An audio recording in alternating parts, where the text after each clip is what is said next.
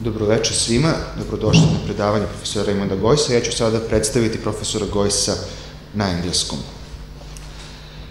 Raymond Geuss is a world-renowned political philosopher and professor emeritus in the Faculty of Philosophy, University of Cambridge.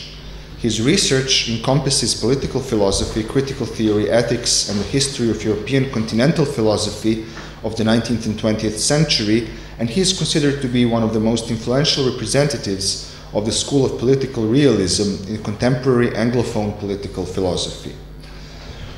Raymond Geuss was born in 1946 in Evansville, Indiana, USA, and he subsequently attended a Catholic high school in Philadelphia established by Hungarian Catholic priests who fled to the United States after the 1956 uprising in Hungary. He took both his undergraduate degree and his PhD from Columbia University, and he has subsequently taught at numerous universities, at Columbia University, at Princeton, and University of Chicago, as well as the universities of Heidelberg and Freiburg in Germany. So his first lecturing position was actually in Heidelberg, as far as I understand. And so he describes his academic trajectory as peripatetic in this sense. Since 1993, Professor Geuss has taught at Cambridge University, first in the Faculty of Social and Political Sciences, and then in philosophy, where he has supervised the graduate work of several prominent scholars working in the history of continental philosophy. Since 2011, he has been a fellow of the British Academy. Professor Geuss has authored a number of books and collections of essays, such as The Idea of a Critical Theory in 1981, Morality, Culture and History in 1999, Parrots, Poets, Philosophers and Good Advice 1999, At Cross Purposes 2001, History and Illusion in Politics 2001, Public Goods, Private Goods 2001, Glück und Politik 2004, Outside Ethics 2005, Philosophy and Real Politics 2008, Politics and the Imagination 2010, and the most recent, A World Without Why 2014. Raymond Geuss is considered to be one of the best authors of philosophical essays in the English-speaking world, for example by Alasdair MacIntyre.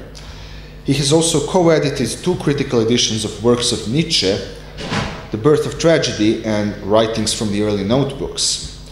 Together with Quentin Skinner, Raymond Geuss co-edits the Cambridge Texts in the History of Political Thought series of books. Geuss has also published two collections of translations, adaptations of poetry from ancient Greek, Latin, and Old High German texts. Let me just briefly mention here that we are especially pleased to welcome Raymond Geuss in Belgrade today due to the fact that he had already visited Belgrade several times earlier, including a brief stay in 1986, exactly 30 years ago. On that particular occasion, as Professor Geuss mentions in the preface to the work Public Goods, Private Goods, his entire manuscript, an entire folder full of texts, which would later become the book in 2001, 15 years later, was stolen from his room in Hotel Park in Belgrade. So we are also very much looking forward to leaving Professor Geuss with a somewhat better impression of Belgrade this time. Today's lecture on the concept of utopia is devoted to the theme of utopian thought, more precisely its place and importance for us today. As you'll see, Geuss's perspective on what form utopian thought should assume, as well as on its influence on action, differs significantly from most conventional uses of the term utopia.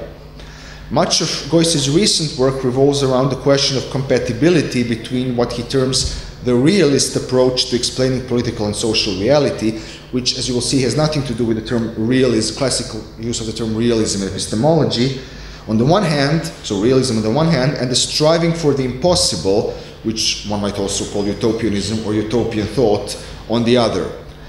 Now, to put it in a nutshell, realism for Raymond Geuss means that our judgment is always context-dependent, and that political theory is not, or that it should not be, applied ethics. It cannot consist simply in envisaging a comprehensive picture of the good society in abstraction and then projecting it onto social reality. Realism is in this sense above all opposed to moralism, a perspective which attempts to explain political phenomena exclusively through recourse to social actors' normative action orientations. In this respect, Geuss is strongly critical of most of the liberal tradition in political philosophy, especially Rawlsianism, which he sees as this contextually insensitive, ethics-first approach to politics. As Geuss identifies with the Hegelian tradition in broadest terms, he is more generally critical of the entire Kantian tradition in practical philosophy. But where do we find the intrinsic link between realism, in the sense of context-sensitive and non-moralist explanation and judgment on political phenomena, and utopianism? Well, Geuss above all argues in many of his works that volitional processes, that means processes such as wishing and desiring, are indispensable and moreover desirable aspects of practical philosophical and abstract thought in general. He argues, for example, that our natural inclinations to exaggerate things in everyday speech is an extremely important component of all abstract thought. As Geuss also works within the paradigm of critical theory, I believe one could also express this insight in terms of the intrinsic link between the explanatory and the emancipatory strivings within our thought processes. Geuss insists that political worldviews, in particular political ideologies, are not free-floating sets of ideas. They are inherently related to practice in complex ways, and as such they cannot and should not be held to the same standard of absolute coherence and comprehensiveness as closed theoretical system devised within the narrow confines of the academia. And in this respect, in today's lecture, Raymond Geuss will talk, among other, about the possibility of what one might call a dynamic or an open-ended form of utopian thought. So without further ado, I give the word to Professor Geuss.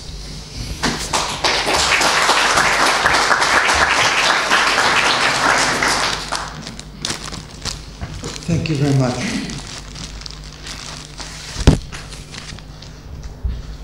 I would very much have liked to be able to give this talk in Serbian, but I'm afraid I can't. Nevertheless, I'd like to mention that I'm fully aware of the fact that this is an artificial, asymmetrical situation, one in which I'm allowed to speak in my native language, and you have to listen to me in what is, for most of you, I take it, a foreign language. And I am fully sensible of the fact that that's a privilege you have granted me, and you're doing me a favor by permitting that. So thank you very much for that, and thank you for inviting me to Belgrade. Utopia, as is well known, is the title of a small work written in Latin by the humanist Thomas Morus and modeled on the dialogues of Plato and Cicero.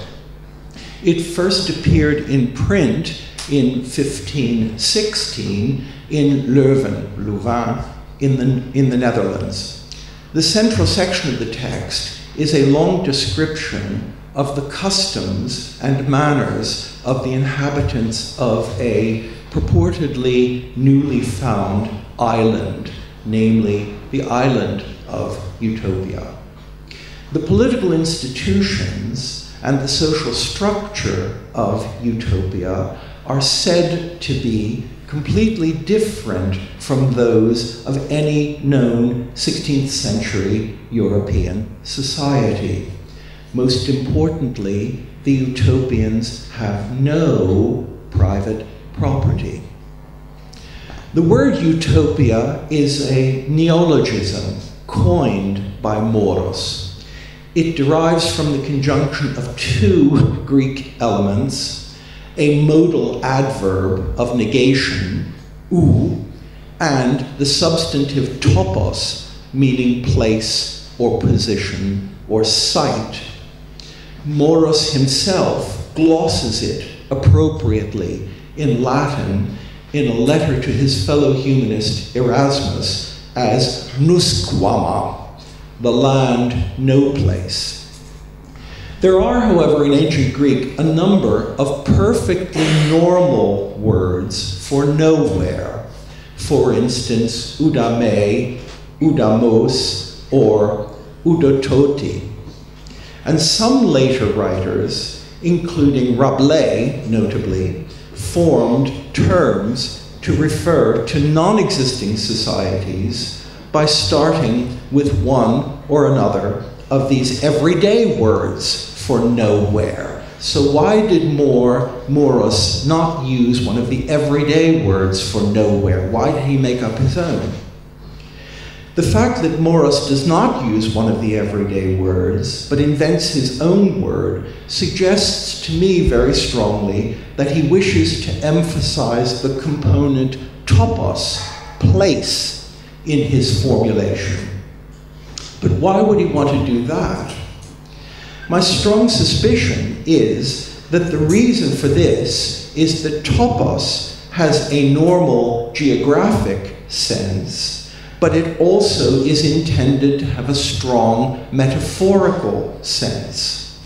To speak of a place is to speak of an organized society with a structure we can recognize. In ancient rhetoric, topos can also mean a commonplace saying, an everyday saying, or a familiar expression used in a conventional way.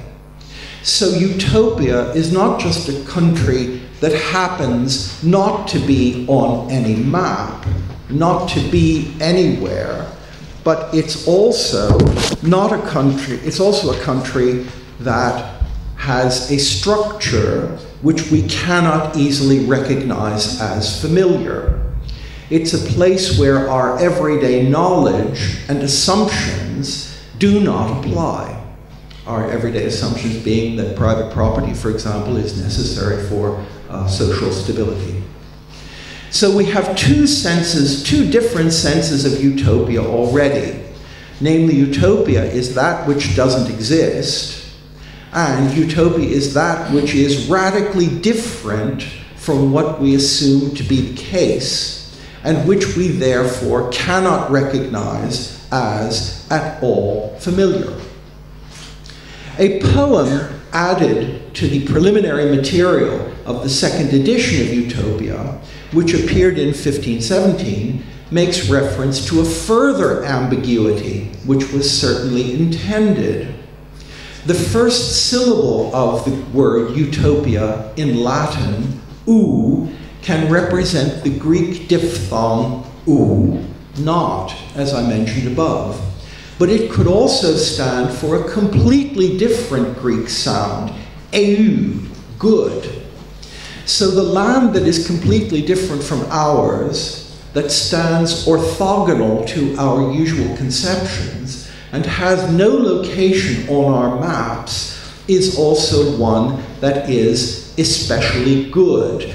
And I don't know whether you got the handout. I made a handout which has this little poem on it, which says, I used to be called No Place because I was so infrequently visited, but now I can compete with Plato's Republic, and perhaps even surpass it, because I'm better in all things that are attributed to the Republic in words, but in which I actually excel, because I have the best men, the best resources, and the best laws. So I should be called Good Place. I've merited that name. So utopia as nowhere, utopia as a place that contravenes our normal expectations, and utopia as an especially good place. The description of the island of Utopia in the dialogue has some strong similarities in its literary form with the reports of 16th century seafarers, explorers, and conquistadores about newly found lands and societies outside Europe. In the ethnographic literature, researchers often speak of the ethnographic present, which refers to the tendency one can find, especially in the older ethnographic literature, to underplay the historical dimension of the societies being described and observed. The ethnographer, that is, often speaks as if the society in question had no history or had no relevant history, as if it had always existed in the form which presents itself to him or to her in the present.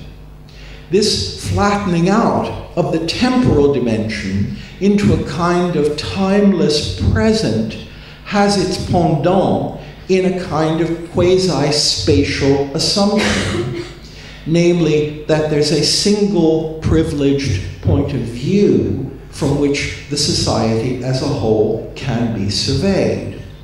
The task of the ethnographer, then, is to find this standpoint and occupy it. One might associate this with various neo-Kantian motifs. If, one might argue, there can be such a thing as proper knowledge of some domain of potential research, there must be such a privileged epistemic point. Because if no such point existed, how could any purported form of ethnographic knowledge actually have the properties of completeness and closedness which we assume forms of knowledge must have? If the ethnographer wishes really to lay claim to knowledge of society, he must also claim to have found and occupied that privileged point of view.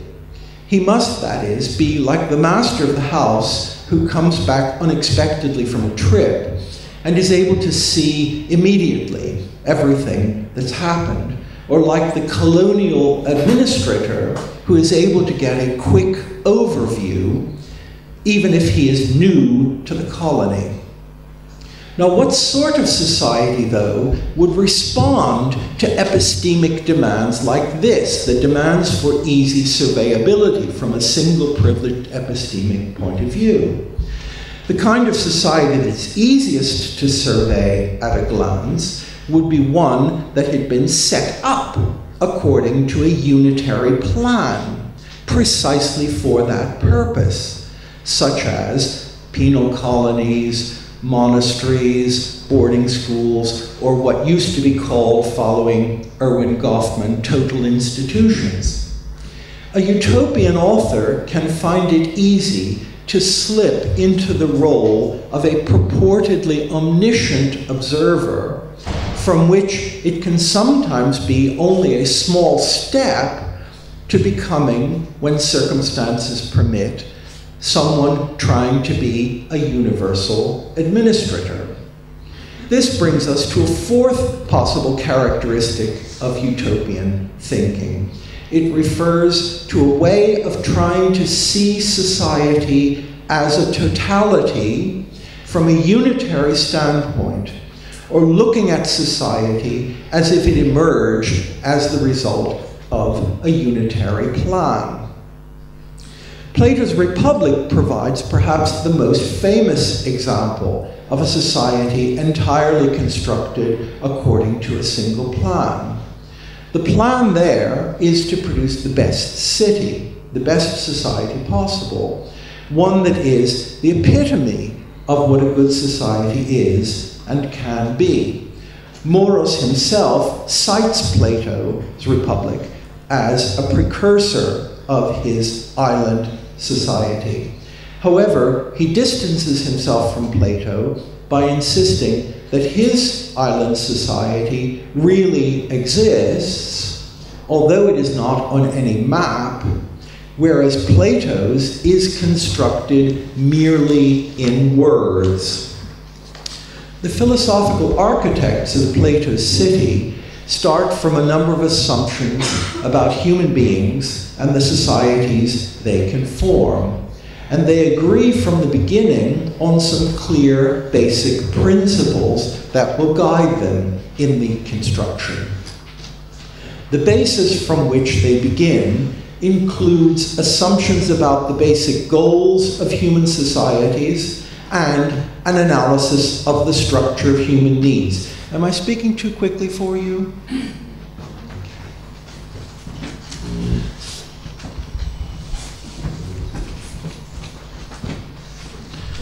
Societies, so they talk about basic goals of human societies and the structures of human needs.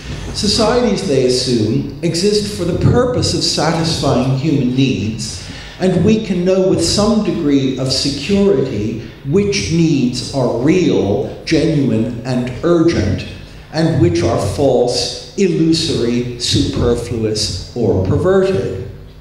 Real needs are, among other things, easily recognized, historically and sociologically invariant, and uncontroversial. The need for nourishment, for clothing, for protection against inclement weather.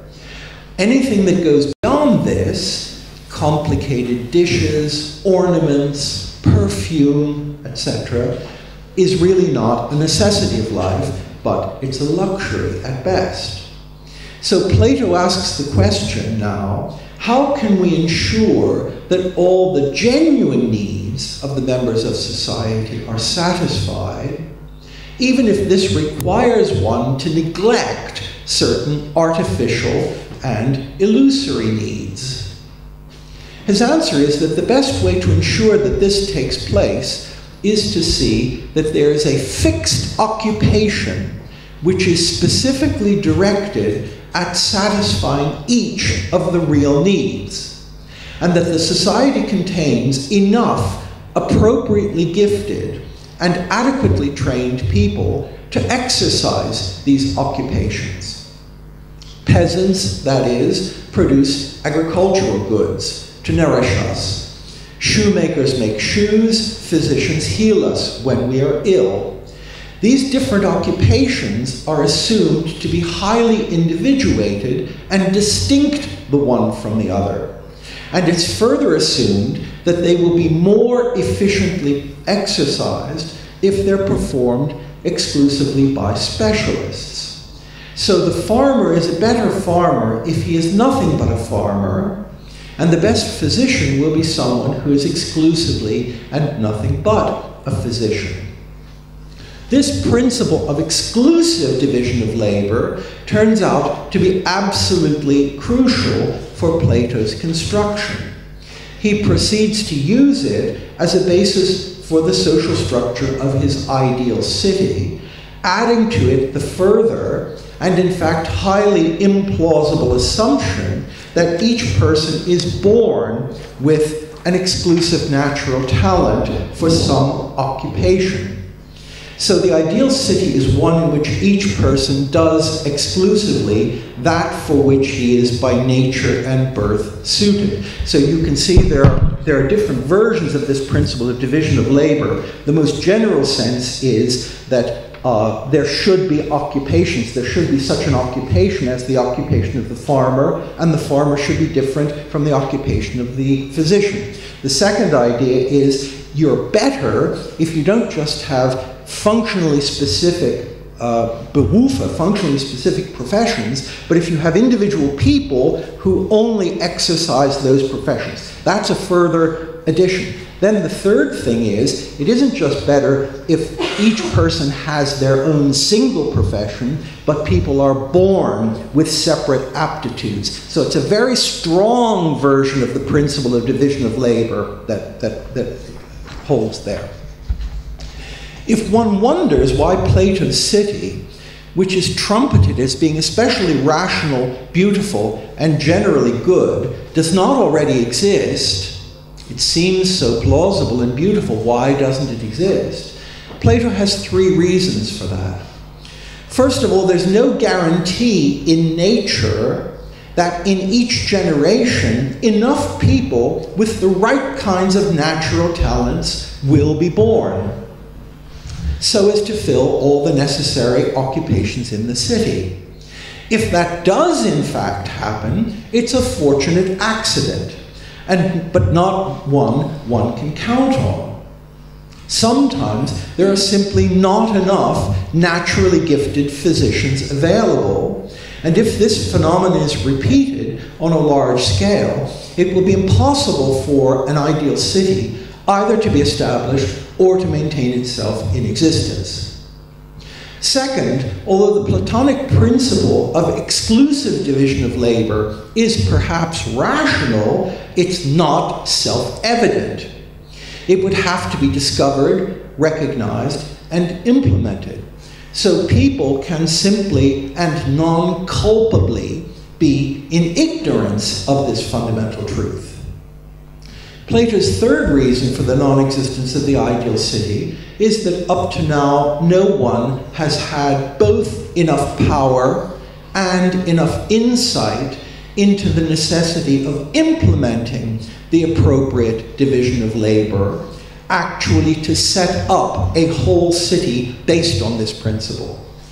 Our human situation is hopeless, famous thing Plato says, as long as we fail to give monarchical power to correctly trained philosophers, or until a powerful king is himself trained in the proper way as a Platonic philosopher.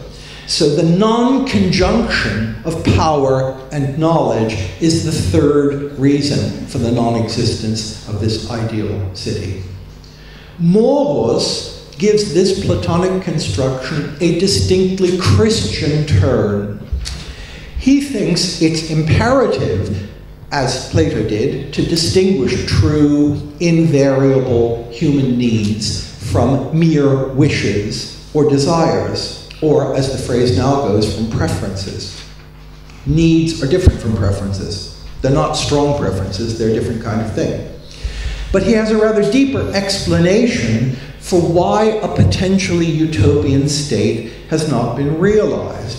The reason for this is not mere accident or ignorance, but rather a positive form of human viciousness rooted in human nature.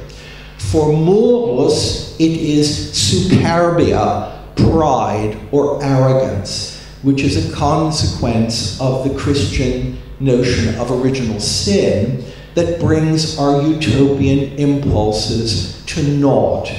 Now, pride has something like the structure of Nietzsche's pathos of distance. It is not, that is, that people wish to have their needs satisfied, even if the needs of others are not satisfied.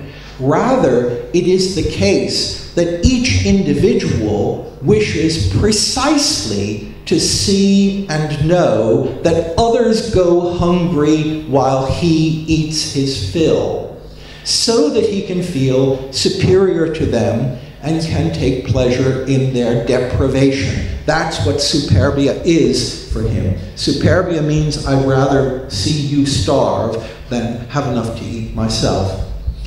Oddly enough, Morus seems to think that the abolition of private property could break down human pride so that it would die away if it has no chance to develop and express itself.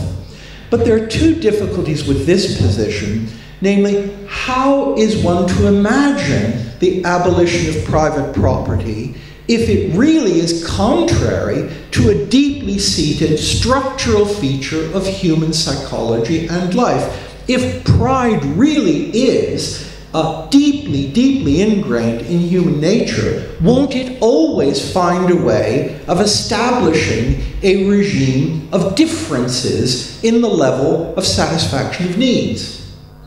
This would be the case only if pride had to express itself in the realm of needs and not merely of desires. And if, in addition, human needs were relatively unplastic and static, so that once the basic needs were satisfied, no more arose. And neither of these two assumptions seems to be true. Second difficulty with Morus's position refers to the possibility that a utopian state could be realized, but that our judgments about any such given state, even if it were, but it's a difficulty with our judgments about such a state.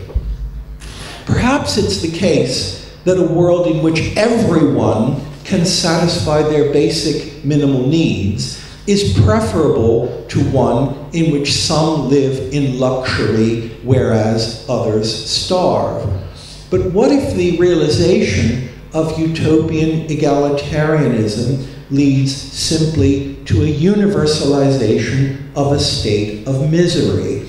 I'm referring here, of course, to that famous passage in the work of the early Marx, where he talks about crude communism, which you remember he says is the universalization of Elend, misery universalized, and he thinks this is the first stage of communism. What would we think about this if that turned out to be not just an accidental stage through which history passed, but were to be something that was rooted in human nature? That is, you could only satisfy everyone's need at the cost of having the level of satisfaction of needs being very low. If that were the case, a realized utopia might be a sad or tragic moral necessity, but it would not be an attractive image of human happiness. If, what is more, the human penchant for private ownership of property and the pathos of distance really could not be done away with or controlled by a few relatively harmless social mechanisms, then there will be need for a powerful apparatus of repression and control to maintain the utopian state of equality. The third sense of utopia was that of an ideally good society. But during the past century or so, people have become very aware of the possible ways in which precisely the striving for the ideally good can turn into the realization of something that is distinctly bad. And so they've taken one of the Greek words for bad, Geuss, and added it to the term topos, to form a term for an especially reprehensible society, dystopia. This term is used especially, as you know, for a society the evil of which arises precisely out of exaggerated attempts to realize the good. What would Morus have said to the two objections I've raised? Namely, that utopia is not, in fact, not just non-existent, but is actually impossible, and that even if some proposed utopian project, which seemed to be attractive in simple discussion, were fully implemented, it would not turn out to be especially attractive. The dialogue form in which utopia is written, and the fact that Morus is both the author of the work and a figure in the dialogue, allows him to play with the reader in a way that makes it slightly difficult to pin his position down. Neither Morus, the figure in the dialogue, nor Morus, the author of the dialogue, claim to have seen utopia with their own eyes. One of the other figures in the dialogue, however, does make this claim. He, however, bears the name of Hythlodios, which means the person who says silly things. So the only one who's seen it is a man whose name is he who sees silly things. He who speaks silly things. On the other hand, so that's on the one side. On the other hand, Morus goes out of his way to emphasize that Hythlodios makes a strong impression of seriousness and reasonableness on all who come into contact with him, and that he, Morus, is inclined to believe him. If, furthermore, Morus had really thought that utopian institutions, such as the abolition of private property, really were impossible, he could have saved himself the effort of discussing the merits and disadvantages of such an arrangement at such great length. As far as the final evaluation of utopia's social system is concerned, Morus is also oddly evasive. He says he wishes to reject some of what he's heard, but would like to see other features of utopia introduced into his own society. The question, of course, is whether this is a coherent position at all. It would certainly not be coherent if one were to take seriously the claim that societies in general constitute totalities, so that one cannot simply pick and choose at random individual features that one finds desirable and expect them to have the same attractiveness in the new setting that they had in the old. If one considers the utopian projects of Moore and Plato in terms of their possible origins, one might think of them as representing, in particularly condensed distillation, tendencies we can see operative in our own lives, or particular intensifications of certain aspects of that life.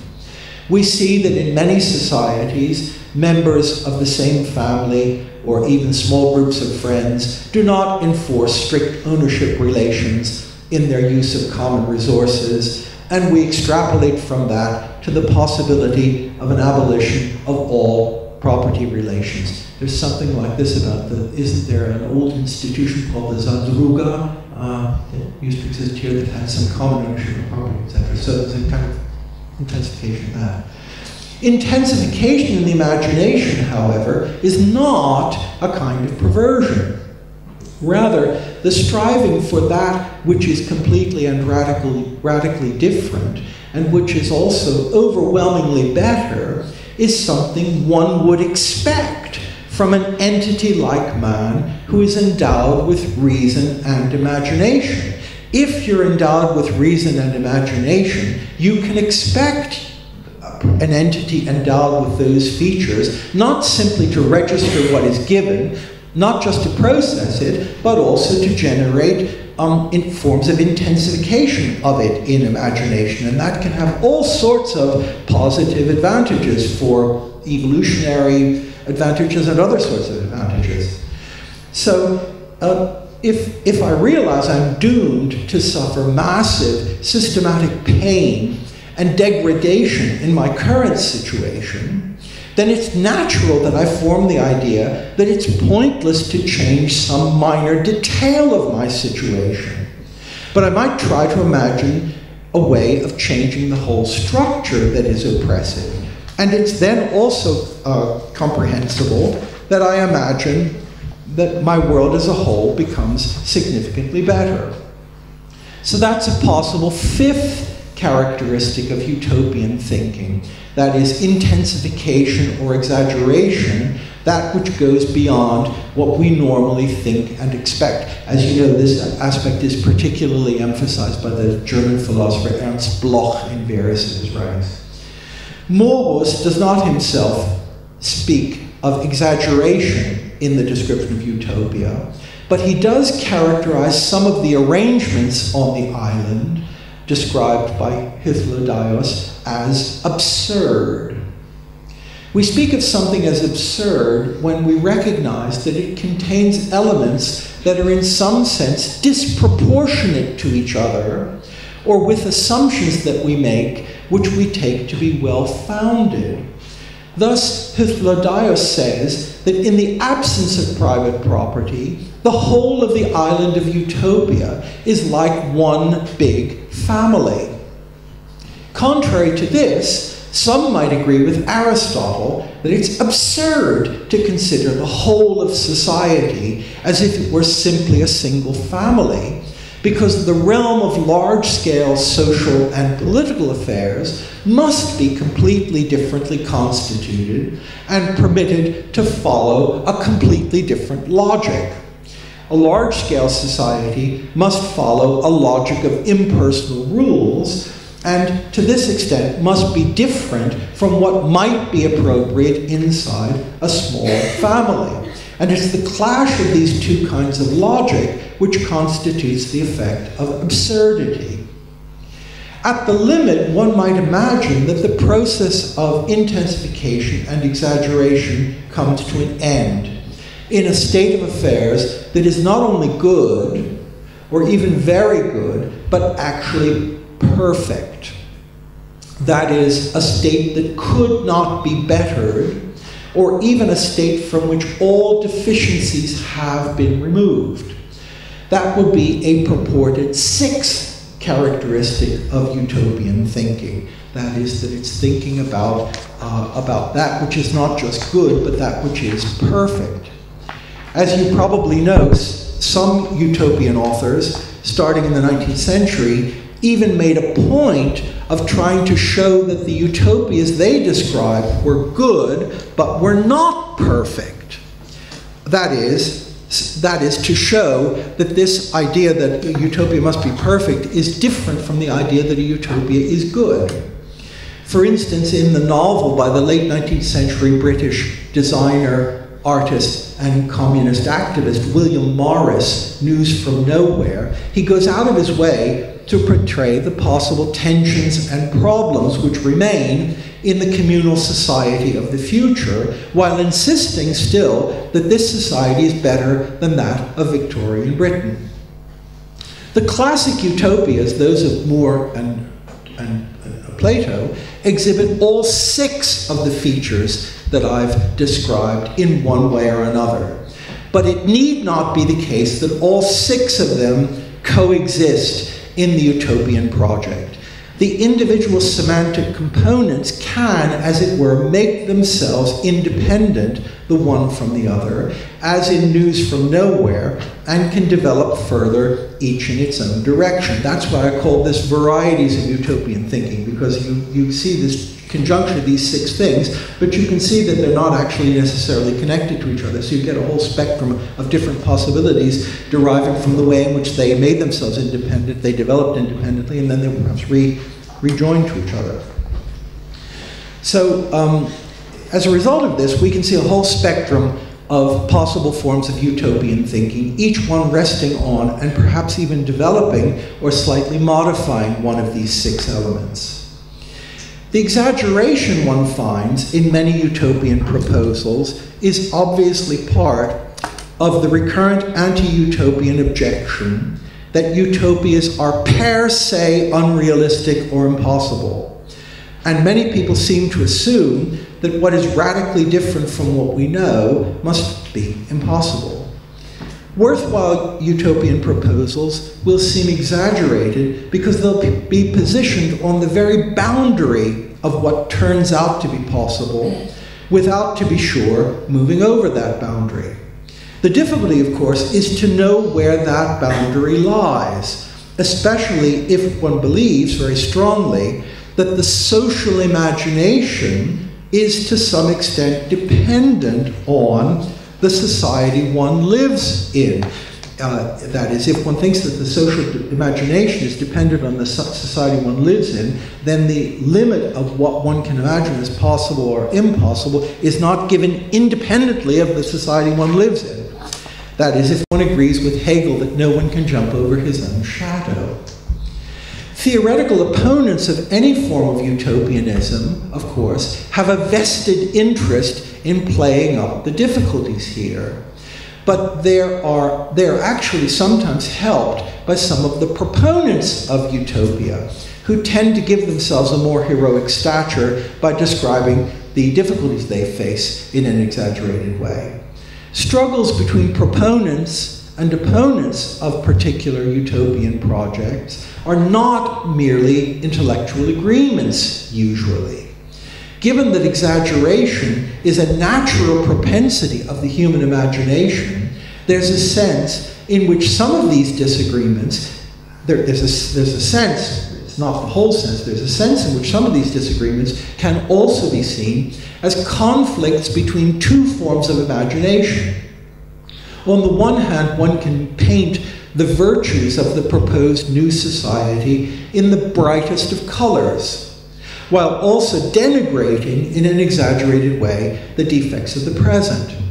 A dystopic description of the present will be more convincing the more closely it's connected with discernible trends in the present which move us towards something like the envisaged dystopian state.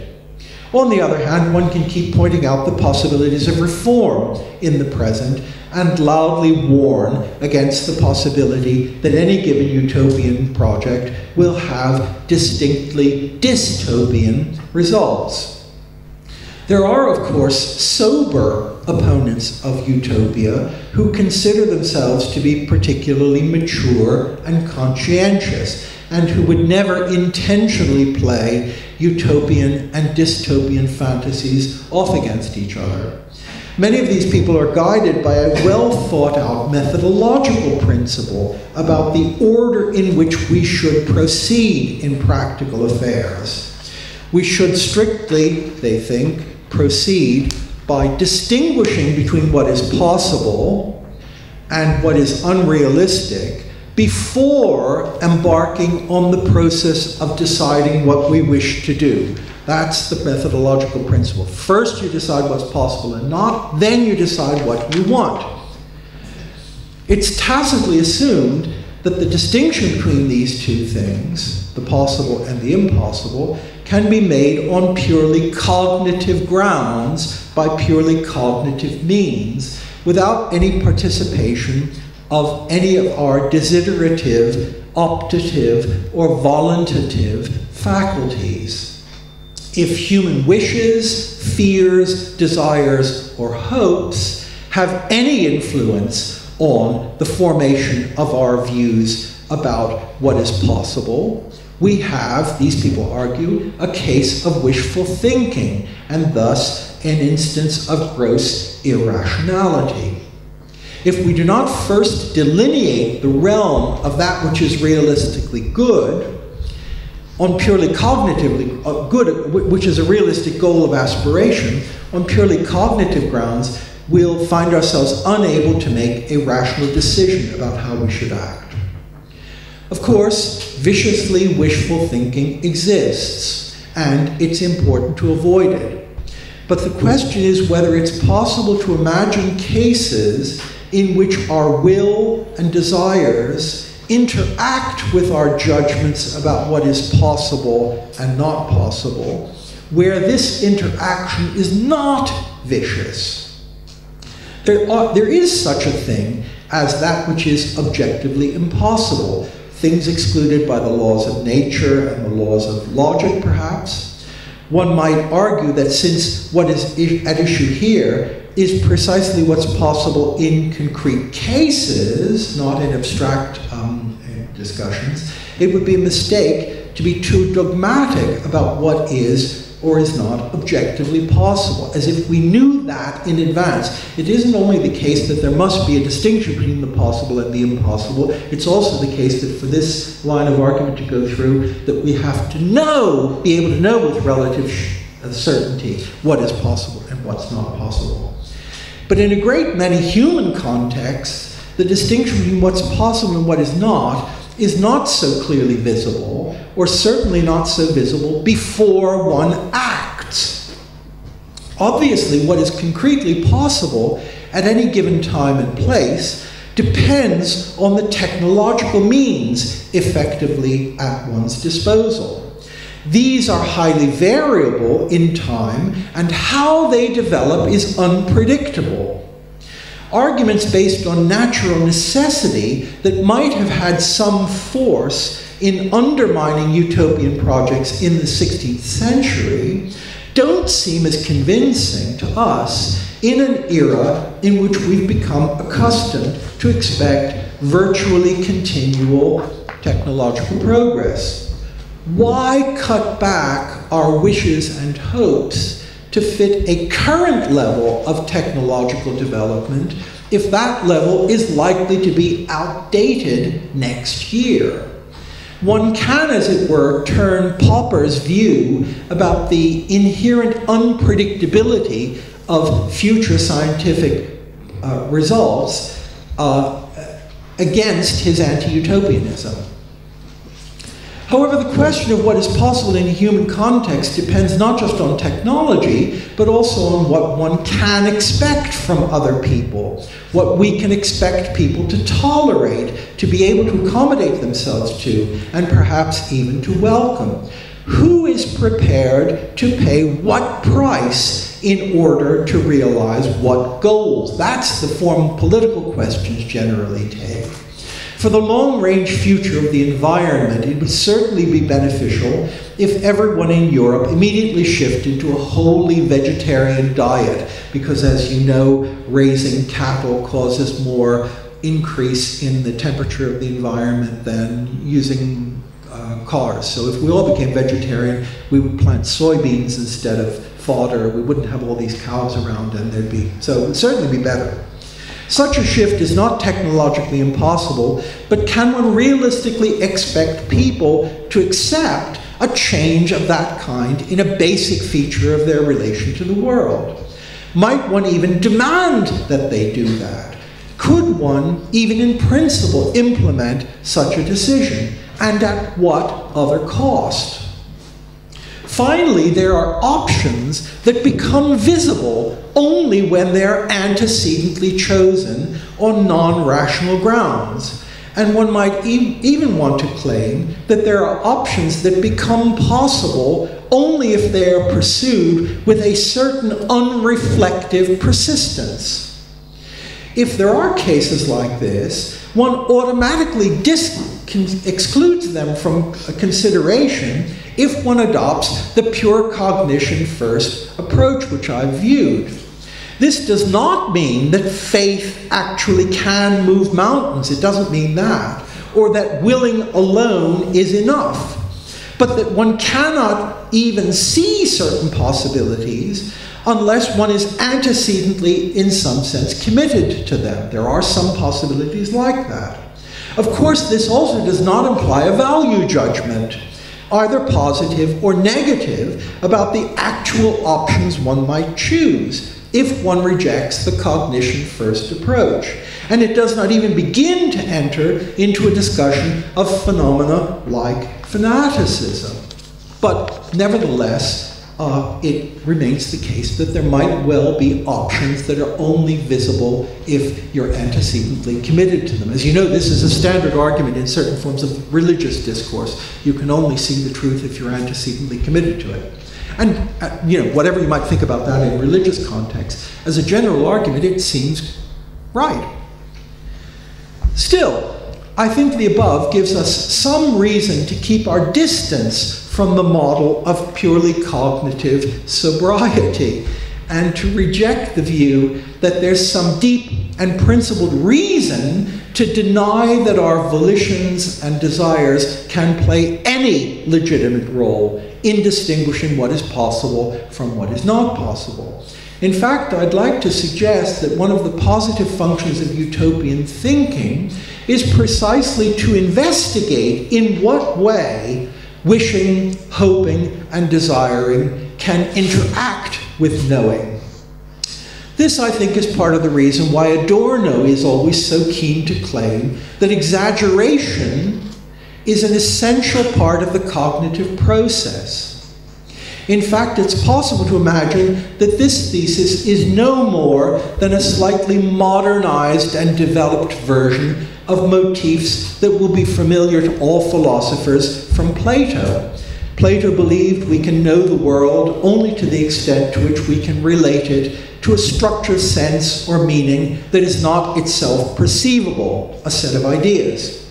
He realized that these ideas had to contain a kind of semantic surplus or excess. They never simply mirrored directly what we actually encounter. No real circle actually is a perfect circle.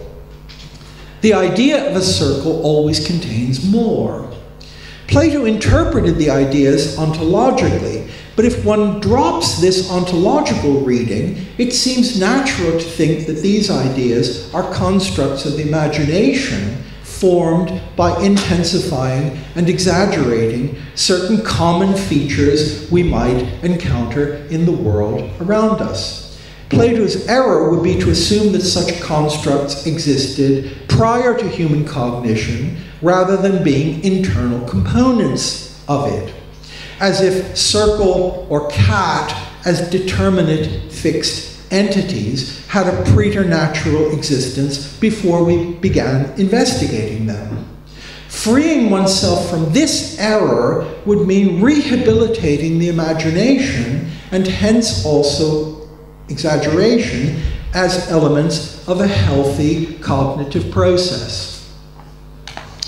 A realist, to be sure, in the sense in which that highly ambiguous term is sometimes used, is committed to analyzing the relations of power in the world in which we live. However, power itself is not an observation predicate like green or soft, but it's something that is recognized and described only as at the end of a long investigation, which will necessarily have cognitive moments which will not be the mere registering of given data. In particular, utopian constructions often form the necessary background against which alone certain forms of power relations become visible. All practical thinking, if one wants to be strict about it, is wishful thinking to some extent. There's no alternative to this. I used to fail to see this, but I don't fail to see that anymore. There's no alternative to this. One cannot completely repress, it isn't I failed, well, anyway. One cannot completely repress, we can't completely repress our structure of desiring, nor can we completely disconnect it from the other parts of our apparatus for knowing the world and making our way around in it. The best we can do is reflect on this fact in general, and in every particular instance we can, as fully as we can, and subject our wishes and desires to as careful and continuous a form of reflective scrutiny as possible. So neither exaggeration nor wishful thinking is in itself irrational. To think they are is to start from a highly distorted conception of rationality. The point is to treat these volitional and desiderative elements as an integral part of some process of rational decision, not to try to exclude them. Now, I know this sounds like an extremely lame statement, because I haven't said, nor can I say exactly, what it means to treat something as an integral part of a rational decision process. Clearly, you'd have to say something about that. It's easy to say, it's not very informative. I'd be perfectly in sympathy with you if you were to say that to me. But in fact, and that's true, I suspect, in fact, though, that it's no accident that I cannot give you what you want here, namely something like a universal algorithm. Part of the point is that nothing like such an algorithm can exist. Decision processes are too strongly context dependent. Of course, one might disagree with this on any number of grounds, but it is, I think, important to see that from the fact that no absolutely general substantive rules can be formulated, it does not follow that what you have is mere chaos. The utopian image of unchanging perfection, that is a picture of a society in which everything is optimally arranged once and for all, is one that has power over the human imagination. Perfect, as already mentioned, presumably means in every aspect unsurpassably good. At the latest, though, in the Romantic period, some philosophers came to realize that not all clearly valuable and desirable human properties complemented each other, nor were they even compatible. Some excluded others that were, in their own way, equally good. The example given by one of the early Romantics, I think it's Teak, in a novel he wrote called William Lovell, but I'm not completely sure. It's one of the early Romantics. He gives the example of a blacksmith who actually wants to be a person who paints miniatures. But being a good blacksmith in the early 19th century is something very good, but it requires particularly strong hands and such strong hands are not necessarily ideally suited to the delicate movements that a miniaturist must execute. You can't necessarily be a good tennis player and a good pianist or a good violinist. The two might be good in themselves, but they might be incompatible. Older utopians like Plato and Morus were unfamiliar with the idea of continuous technological progress, but they assume, as if it were obvious, they assume that human needs are fixed and unchanging. What happens then when people begin, as they did in the 19th century, to realize that human needs too are changeable and have a history? Or to hold, as Marx and Engels did, that the increasing development of human needs was one of the motors of history. What was impossible becomes possible. What was a luxury item becomes a necessity. Engels' example, you remember, is the railways. At the end of the 18th century, at the end of the 17th century, they were still unthinkable, impossible. Then they were a luxury. Then, by the end of the 19th century, he says, they have become a necessity, a human need without the satisfaction of which human life is hardly imaginable. And as we know, in societies in which railway systems develop and become a necessary part of life, this necessity causes further human needs of different kinds to develop. The idea of historically developing needs is incompatible with an image of an unchanging, steady-state society, even a perfect one. So it would seem appropriate to say goodbye to the ideal of a society that has attained a stable state of perfection. One advantage of this is that utopian thinking can then become hypothetical rather than apodictic. One can stop taking anything like a possible literal truth, the literary fiction of an author who purportedly surveys a society at rest and takes it all in. The viewpoint of the colonial master or the old-style ethnographer was in any case a construction, and in both cases much could be gained by reflecting on the political conditions under which it was possible to maintain or invent this construction. I'd suggest that the skeptical and perspectival Montaigne is a better model for hypothetical utopian thinking than Moore or Plato. One of the main ways in which ideologies operate in our societies is by declaring that certain things are impossible, that are in no way actually impossible, but rather merely not in the interest of those with power. When former British Prime Minister Margaret Thatcher and those following her said there was no alternative, as she said repeatedly, no alternative to her preferred economic arrangements, this statement would require the closest possible scrutiny. What it really meant was that she and people like her, if they were to retain their powers and privileges, there was no alternative to her preferred version of capitalism. To allow one to look critically at the purported necessities of a given society is one of the most important functions utopian thinking can serve. A utopia, I'm almost finished. A utopia is a contribution to a literary genre, not a blueprint, and it ought not to be understood as one. That utopian proposals cannot be directly implemented or even directly acted on is not necessarily an objection to them. Morus himself speaks at one point of an indirect mode of proceeding. He talks about the obliquus ductus as an alternative to direct action. Now, to be sure, his own suggestions about this, about what the indirect procedure might be, are highly unsatisfactory. They don't seem to go much further other than the rather weak advice to be ready to compromise on occasions when one cannot get one's own way. When the prince, Morus says, is not prepared to follow the optimal advice, the counselor must be flexible enough to try at any rate to prevent the worst from occurring.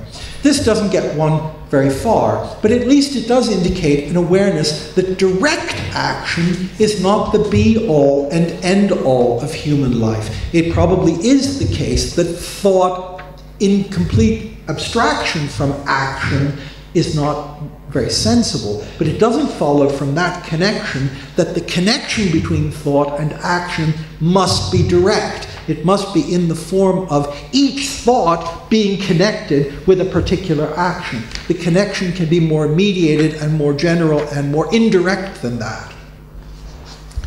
So utopia, okay, so this doesn't, of course, thought is connected to action, but to try to reduce this connection to problem solving of individual problems, is itself an instance of an impoverished understanding of our human cognitive, moral, and political capacities. So utopia should not be identified with giving a description of a purportedly perfect society. And utopian thinking need not be understood as necessarily a set of injunctions for immediate action. Utopianism can have a variety of other functions, such as throwing light on connections that might otherwise escape notice, providing ideal types that can stimulate further thinking, and serving as a source for useful hypotheses. Fertility, suggestiveness, and stimulation are, however, not categories of immediate action. To put it another way, a utopia is not an answer, but it's a question directed to the reader, suggesting that the reader reflect on things such as the socially recognized limits of what is possible, the consequences and conditions of what we desire, and the mutability of our needs. Why in our society can we buy or sell anything? And why do we expect that there are no limits to our technological possibilities, while at the same time we're told to treat our existing social, economic, and political system as sacred and untouchable? Why should there be no alternative in economics, but infinite alternatives in the market and infinite alternatives in technological progress? Many people are acquainted with the utopian aspiration for something completely different, even if they do not, at the moment, see how anything different could be created. A form of thinking that closes off this dimension of human existence for dogmatic reasons, I must say, as certain forms of analytic philosophy tend to do, is not particularly responsible, sober, and mature, but deeply deficient. Thank you.